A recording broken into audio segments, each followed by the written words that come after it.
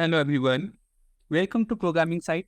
चलिए आज के सेशन में हम लोग स्टार्ट करने वाले हैं सीएसएस। सीएसएस के अंदर देखिए सीएसएस का तीन वर्जन आता है basically, CSS 1, CSS 2 and CSS 3। तो हम लोग यहाँ पे डायरेक्टली सीएसएस 2 से स्टार्ट करने वाले हैं। अगले कुछ 1 वीक से 10 डेज तक हम लोग क्या करने वाले, सीएसएस 2 के सारे प्रॉपर्टी एंड उसके अंदर आने वाले वैल्यू को पढ़ेंगे।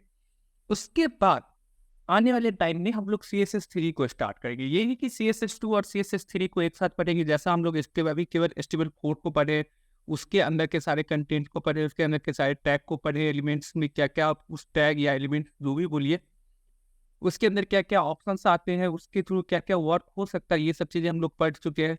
अब हम लोग CSS2 को पढ़ेंगे। देखिए जब तक CSS3 और HTML5 नहीं आया था तब तक HTML4 एंड CSS2 के बेस पे ही कम्प्लीटली वेबसाइट बनता था। अब CSS3 आ गया तो हम लोग CSS2 को अभी पूरा करने के बाद क्या करेंगे, HTML4 पूरा पढ़ चुके हैं, CSS2 को जैसे पूरा करेंगे तो इसके जस्ट बाद हम लोग एक कम्प्लीटली वेबसाइट वेब पेज, एक या दो वेब पेज बना के देखेंगे, एक दो लैंडिंग पेज बना के देखेंगे। तो चलिए स्टार्ट करते हैं CSS2 को। CSS2 है क्या? तो देखिए CSS क्या है, CSS का फुल फॉर्म क्या होता है, कैस्केडिंग स्टाइल से। CSS का फुल फॉर्म क्या है, कैस्केडिंग स्टाइल से।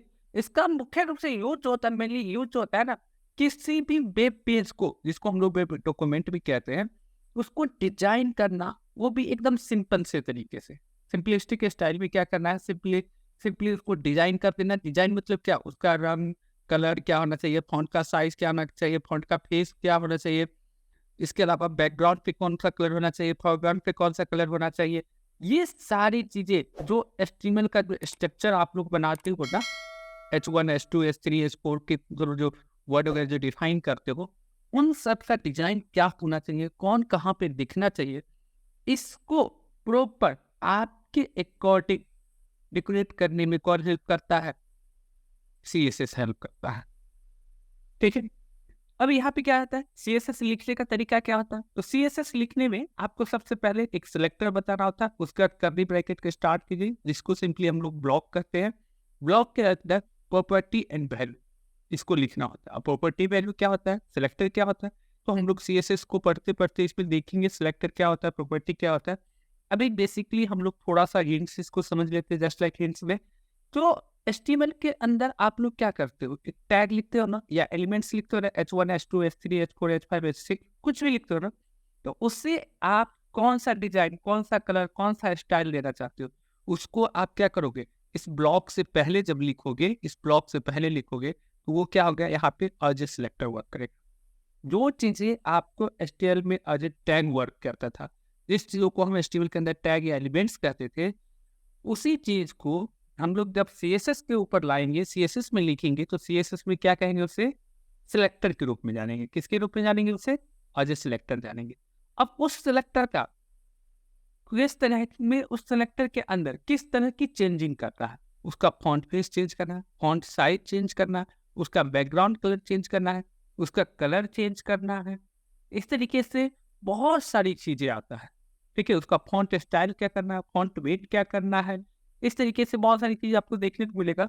तो किस तरह की चेंजिंग आपको नीड है उसमें अप्लाई करने के लिए, तो वो जो चेंजिंग का टाइप जो आप लिखोगे ना, वही आपका क्या होता है, प्रॉपर्टी होता है। जैसे बैकग्राउंड चेंज करना है तो यहाँ पे बैकग्राउंड लिखो, तो बैकग्राउंड क्या है, ये प्रॉपर्टी कहलाएगा। कलर चेंज करना है तो यहाँ पे कलर लिखोगे, फॉन्ट साइज तो फॉन्ट साइज लिखोगे, फॉन्ट फेस तो फॉन्ट फेस लिखोगे। अगर आपको बोल्ड इटैलिक अंडरलाइन करना है तो यहाँ पे फॉन्ट वेट लिखोगे। टेक्स्ट डेकोरेशन, आप तो टेक्स्ट डेकोरेशन, तो टेक्स्ट डेकोरेशन, फॉन्ट वेट, ये सब क्या हो गया, आपका प्रॉपर्टी हो गया। लेकिन जो प्रॉपर्टी होता है, केवल वो प्रॉपर्टी, आप मान लो कि फॉन्ट का साइज क्या करना है, बोल्ड करना है, तो जरूरी नहीं कि वो हर बार बोल्ड ही रहे। कभी बोल्ड करना होगा तो कभी बोल्ड में क्या करना, नॉर्मल करना होगा, तो कभी बोल्डर करना होगा, यानी कि ना ज्यादा बोल्ड ही हो और ना ही ज्यादा नॉर्मल रहे।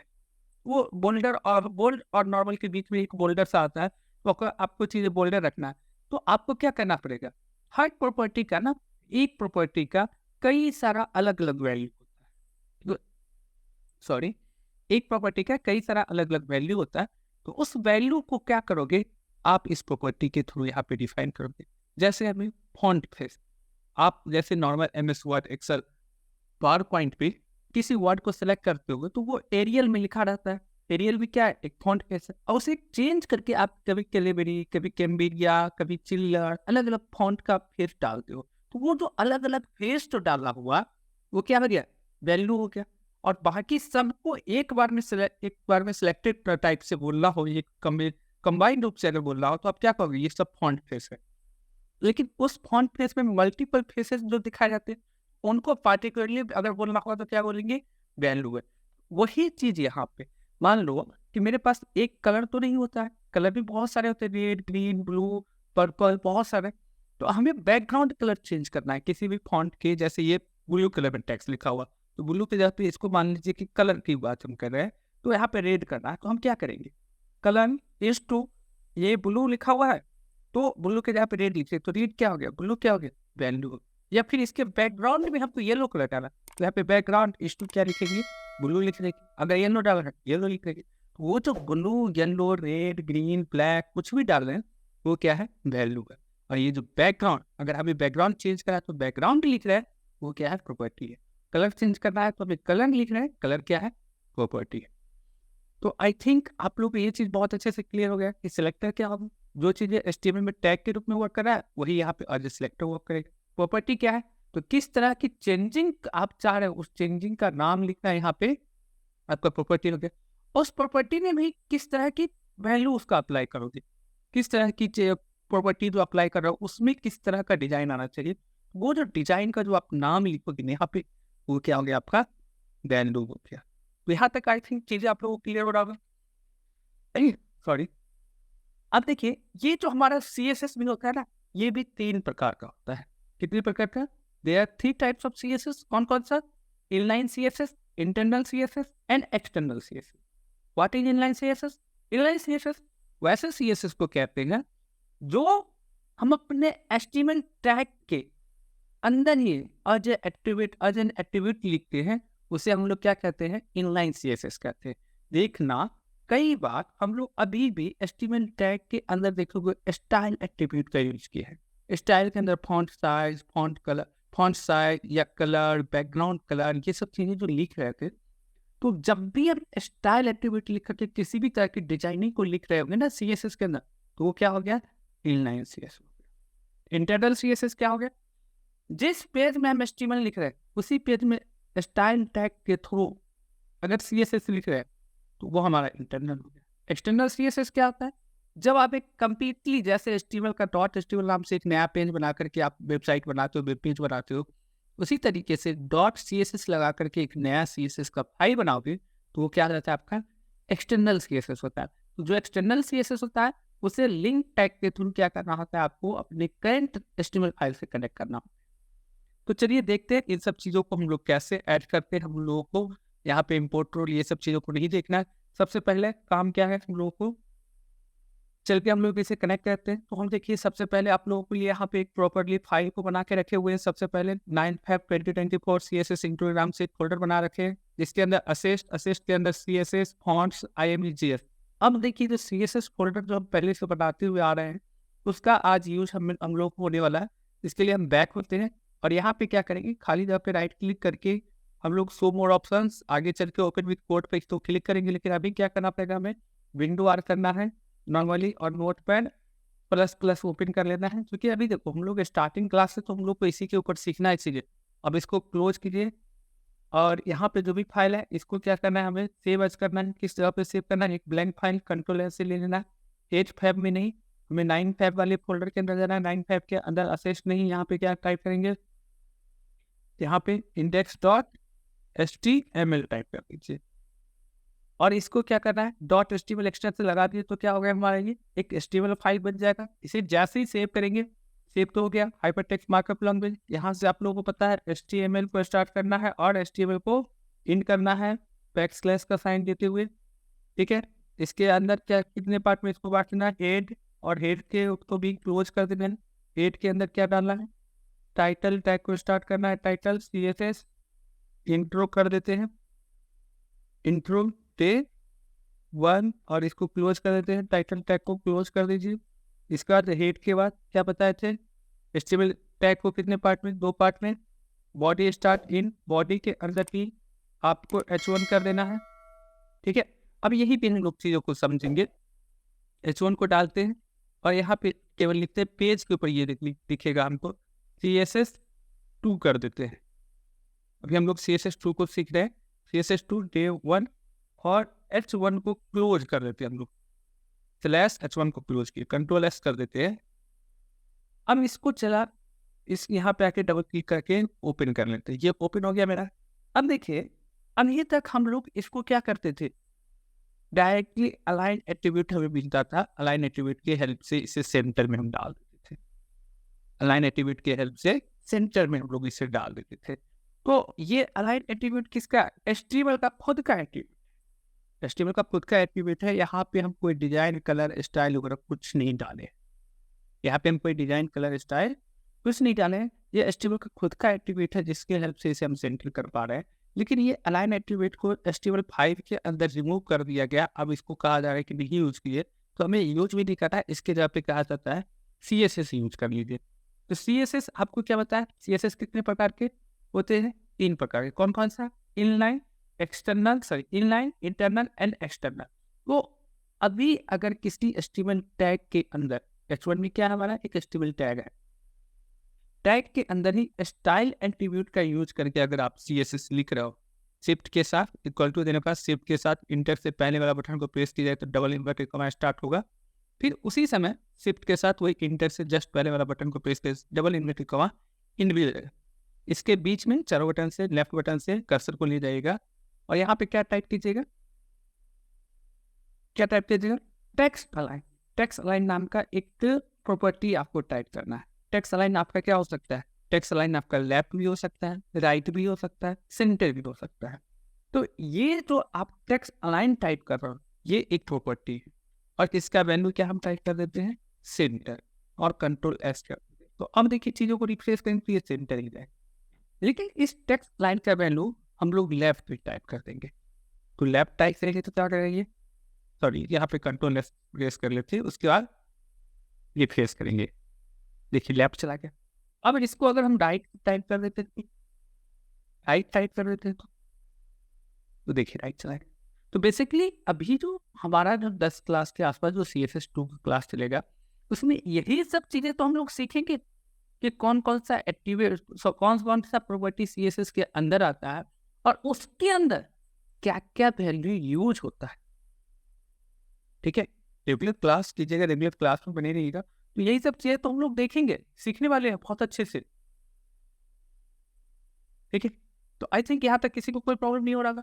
अब देखिए, इसको हम लोग क्या करेंगे, सेंटर। तो अब आज से आप लोग जो अगर इनलाइन CSS का यूज कीजिएगा तो आप direct line equal to centre मत लिखिएगा।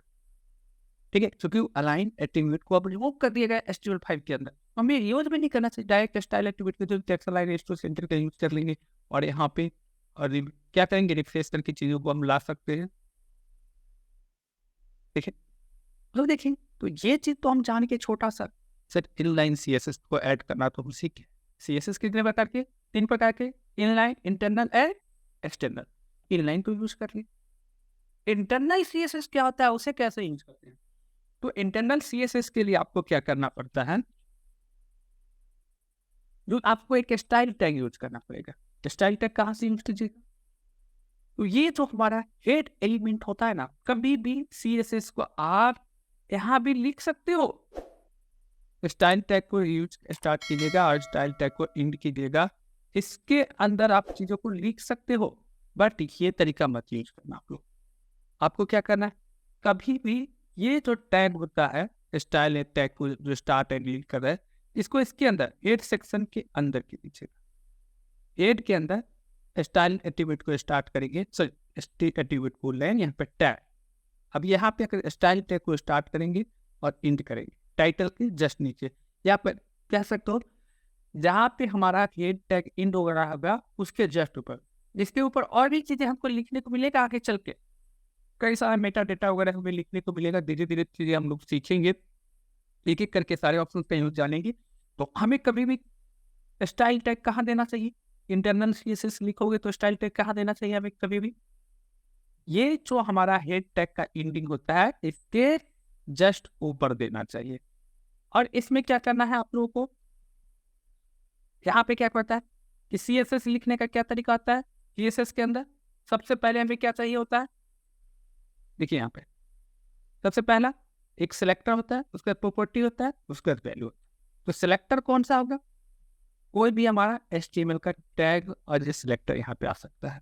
तो ये बॉडी भी, हेड को मत जाना लेने, हेड यहाँ पे नहीं आना भी नहीं चाहिए। देखिए CSS इंट्रो डे 1 कहाँ से आ रहा है, ये हमारा टाइटल टैग बना रहा है। बॉडी को आप सिलेक्ट कर सकते हो। बॉडी के अंदर क्या रहता है, पूरा का पूरा ये जो बॉडी स्क्रीन पर दिख रहा होता है, कई सारे वेबसाइट में देखते हो कि पूरे का पूरे बॉडी का कलर, इसके ऊपर इमेज हो सकता है, कलर हो सकता है, अलग अलग तरह का डिजाइन देखने को मिलता है। तो बॉडी भी क्या है, एक टैग ही तो है, एक HTML एलिमेंट ही तो है। तो हम क्या बताएं, CSS के अंदर जो HTML के अंदर टैग होता है, एलिमेंट होता है, वही चीज CSS के अंदर क्या होता है, किसके रूप में काम करता है, सिलेक्टर के रूप में वर्क कर रहा होता है। तो यहाँ पे हम डायरेक्टली क्या लिख सकते हैं, बॉडी, ठीक है, बॉडी टाइप कर सकते हैं। अब बॉडी को यहाँ पे इस तरीके से मत टाइप कर देना है सर, इस तरीके से टाइप कर देते हैं ना जैसे यहाँ पे टैग लिखते हैं, ऐसा रॉन्ग है। यहाँ पे लिखने का तरीका क्या होगा, सिंपली बॉडी को टाइप कर देना। बॉडी के जस्ट बाद आपको शिफ्ट के साथ ये P के बाद वाला बटन को प्रेस करना है जिससे कर्ली ब्रैकेट आ जाए, और फिर उसी के जस्ट बाद वाला बटन को प्रेस कर देना है शिफ्ट के साथ। तो क्या हो जाएगा, ये बंद भी हो जाए। तो इसको हम लोग ब्लॉक करते हैं। इसमें इसको क्या कहेंगे, पहला सेलेक्टर हो गया, दूसरा पार्ट क्या आ जाएगा, ब्लॉक हो जाएगा, तीसरा पार्ट इंटर कर देना एक बार।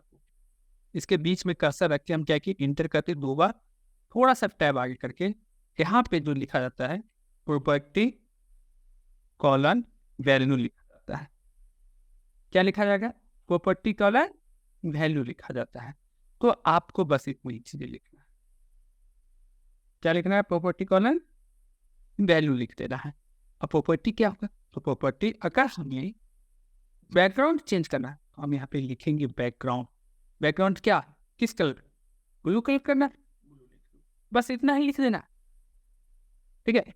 अच्छा, CSS2 के अंदर बैकग्राउंड भी है, CSS3 के अंदर जो है सो केवल बैकग्राउंड चल जाता है। तो देखो अभी मेरा कोई भी वेब ब्राउज़र जो होता है वो HTML5 4 सारे को सपोर्ट कर रहा होता है, CSS2 3 सबको सपोर्ट कर रहा होता है। तो अगर हम CSS2 पढ़ रहे हैं और कोड हम गलती से CSS3 वाला लिख दिए, इट मीन्स क्या ये वर्क नहीं करेगा, बिल्कुल वर्क करेगा। क्योंकि अभी मेरा जो वेब ब्राउज़र लेटेस्ट वाले सब जो आते हैं सब प्रॉपर सपोर्ट कर रहा होता है, तो यहाँ पे वर्क भी करेगा। तो आप लोग क्या करना है, यहाँ पे बैकग्राउंड कलर लिखिए या केवल बैकग्राउंड लिखिए चलेगा। लेकिन CSS2 के अंदर ये चीजें पूरी तरीके से लिखना पड़ता था। CSS2 के अंदर बैकग्राउंड कलर क्या करना है, लाइट ब्लू करना है, लाइट ब्लू कर दीजिए। यहाँ पे सेमीकोलन से एंड कीजिए, Ctrl+S। अब जाइएगा यहाँ पे पेज के ऊपर रिफ्रेश कीजिए, देखिए पूरे पेज का कलर लाइट ब्लू हो गया। देखिए तो ये क्या हो गया, फर्स्ट वाला पार्ट क्या आ जाएगा मेरा, प्रॉपर्टी हो जाएगा, और ये सेकंड वाला पार्ट क्या हो जाएगा, वैल्यू हो जाएगा। यहाँ तक किसी को कोई प्रॉब्लम, यस नो में टाइप करना कोई प्रॉब्लम भी है क्या यहाँ तक, एवरीवन। तो बॉडी क्या है मेरा, एक सेलेक्टर है, और ये कर्ली ब्रैकेट क्या है, ब्लॉक है। Curly bracket is a block, and first में ये हमारा क्या है, सिलेक्टर। एंड इसे हम लोग क्या कहेंगे, property colon value, P colon भी कर सकते, प्रॉपर्टी कॉलन वैल्यू कर सकते हैं। अब हम चाहते क्या है कि मेरे बॉडी पर जितना भी टेक्स्ट आ रहा है ना, सारे टेक्स्ट का कलर कुछ और हो जाए, सारे टेक्स्ट का कलर कुछ और देखने को मिल जाए, ठीक है। इस तरीके से भी हम चाह सकते हैं। तो इसके लिए क्या करना पड़ेगा, इसके लिए यहाँ पे लिख सकते हो कलर। अगर टेक्स्ट का कलर चेंज करना तो केवल कलर लिखना, कलर इंस्टू हम कर देते हैं व्हाइट। तो इट मीन्स नो मैटर कि आप H1 टैग में लिखे हो या H2 में, 3 में, किसी भी टैग में, जितने भी टैग लिखते हो सब तो बॉडी के अंदर ही जाता है। ऐसा बैकग्राउंड वॉइस भी आ रही है क्या लोगों को, वॉइस भी आ रहा है क्या, वॉइस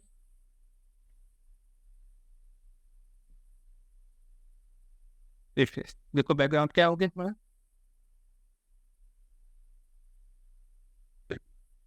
CSS क्या हो गया, कलर क्या हो गया इसका, व्हाइट हो गया।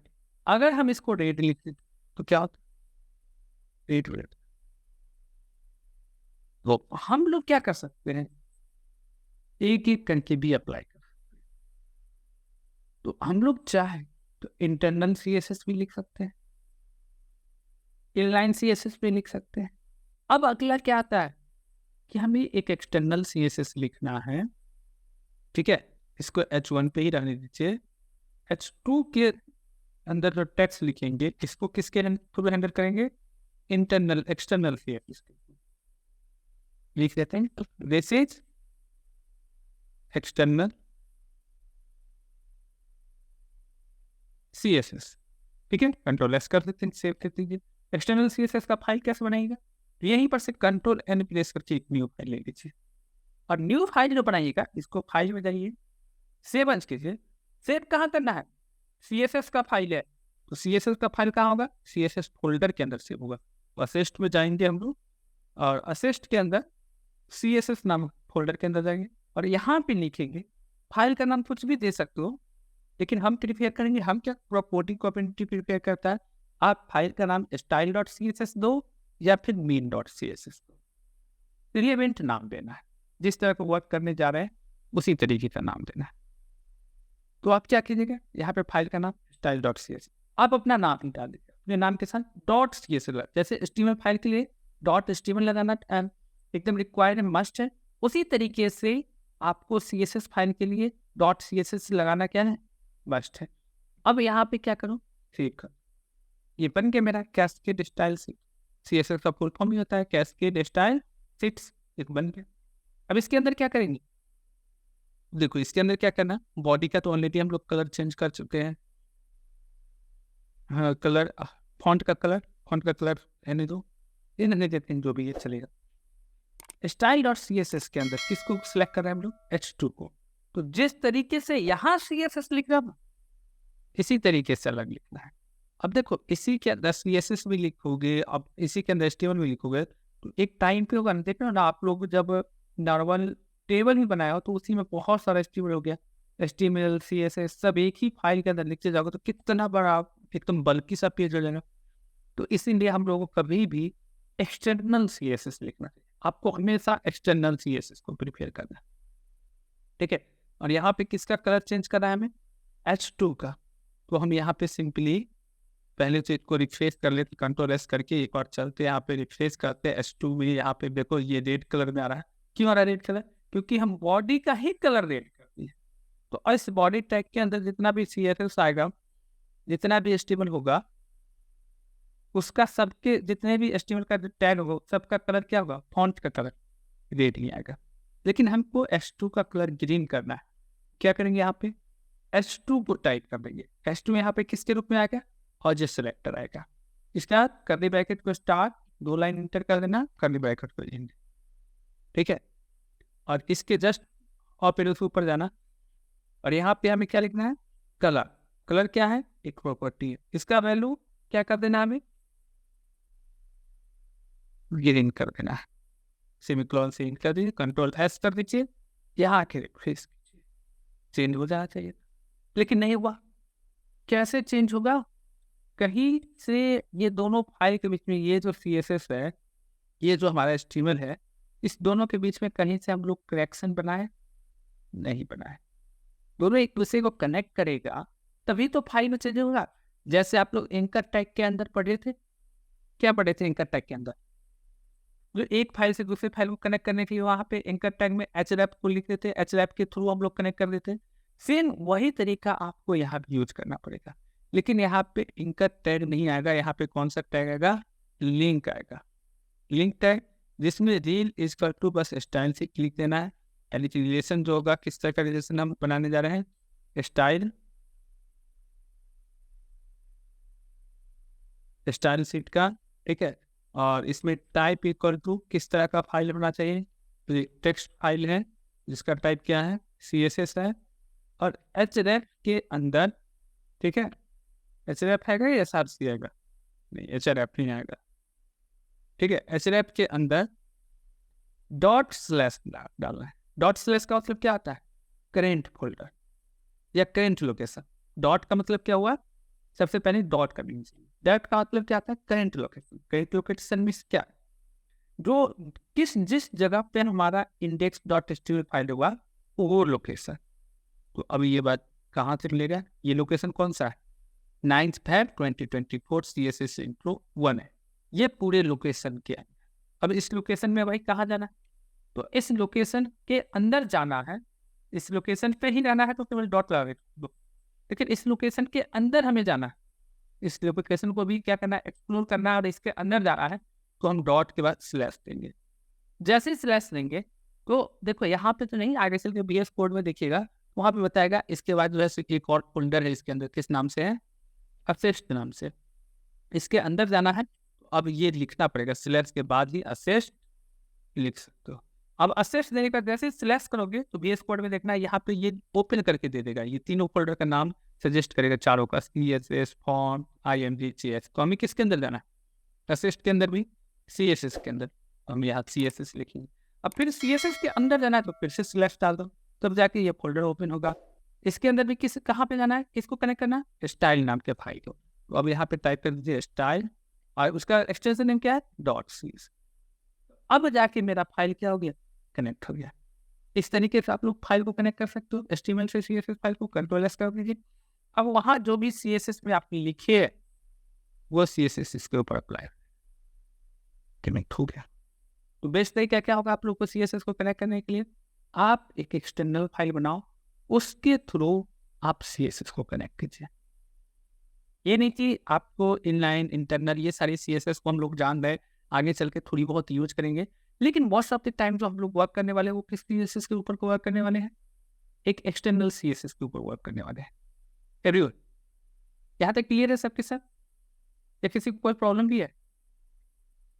तो इस तरीके से अगर आप लोग मान लो कि टेबल टैग लिखे हो, ठीक है, टेबल को बना रहे थे, टेबल में ही अगर आपको कलर वगैरह डालना है तो आप क्या करोगे, टेबल के अंदर TR स्लैश TR, ठीक है, जिसके अंदर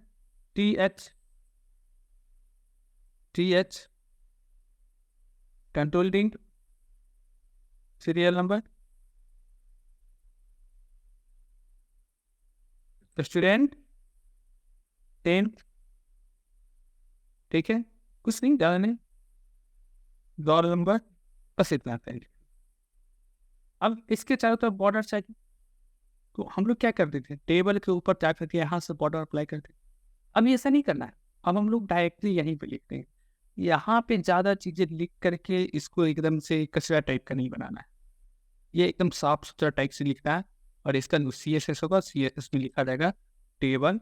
इसको भी लिखने का तरीका देखते हैं, 2 लाइन इंटर करेंगे और कर्ली ब्रैकेट को इन, फिर ऑपरेटर्स देंगे और यहाँ पे क्या डालेंगे, border S2 1 pixel solid red, Ctrl+S, देखिए इसके चारों तरफ से बॉर्डर आके बॉक्स के चारों तरफ से, ठीक है, इस तरीके से बने। समझ रहे चीजों को आप लोग, ठीक है। तो इससे और भी चीजें आप लोग देखेंगे, टेबल के अंदर टेबल क्लैप्स आता है, ये बहुत सारी प्रॉपर्टी आता है, बैकग्राउंड कलर आता है, सारी चीजें चेंजिंग करने को मिलेगा, बहुत सारी प्रॉपर्टी, उसके वैल्यू को हम लोग पढ़ने वाले हैं। तो आज के लिए हम लोग यही तक रह देते हैं, क्योंकि इसमें आप छोटा छोटा सर जो पीछे से प्रीवियस बना के आए हो ना, उसी को प्रैक्टिस करके देखिए, ठीक है। एक बार को प्रैक्टिस करके देख लीजिए, छोटा छोटा सा चीजें है वर्क करके देख लीजिए, जिनका जो प्रीवियस HTML अगर कुछ छूटा हुआ है उसको पूरा कर लीजिए। उसके बाद कल से प्रॉपरली हम लोग CSS में बहुत सारे एलिमेंट्स को एक ही दिन में बहुत सारे प्रॉपर्टी को एक्सप्लोर करेंगे, उसके साथ ही वैल्यू को भी पढ़ने वाले।